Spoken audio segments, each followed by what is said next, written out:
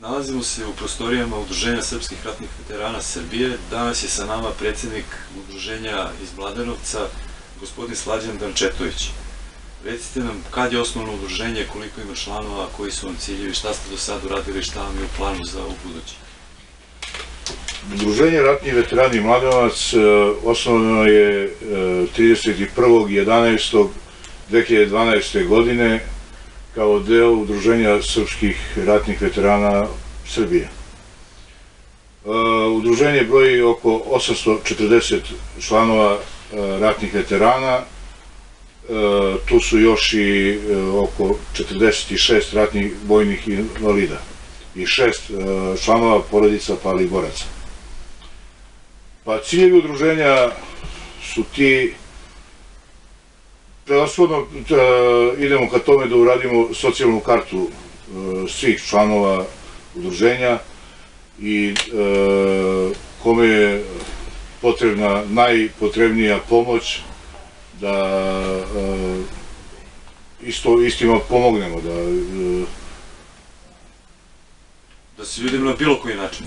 Na bilo koji način, da se poboljša bilo kako njihov status. Udruženje ratnih veterana Mladenovac, odnosno ja kao ispred Udruženja ratnih veterana Srbije, gde sam ovlašćen od strane predsjednika, radimo na jednom velikom projektu. Za sada će to malo da bude tajna.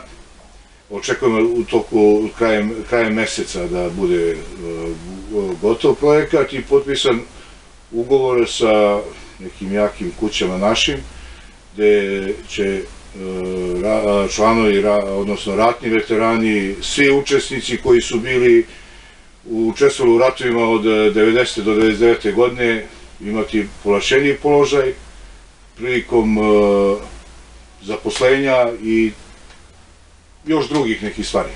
Ne bi o tome sad. To će kad bude vreme, o tome ćemo... Vidjet ćemo se krajem maja pa ćemo da porazgovaramo. Naravno, krajem maja danas i bit će.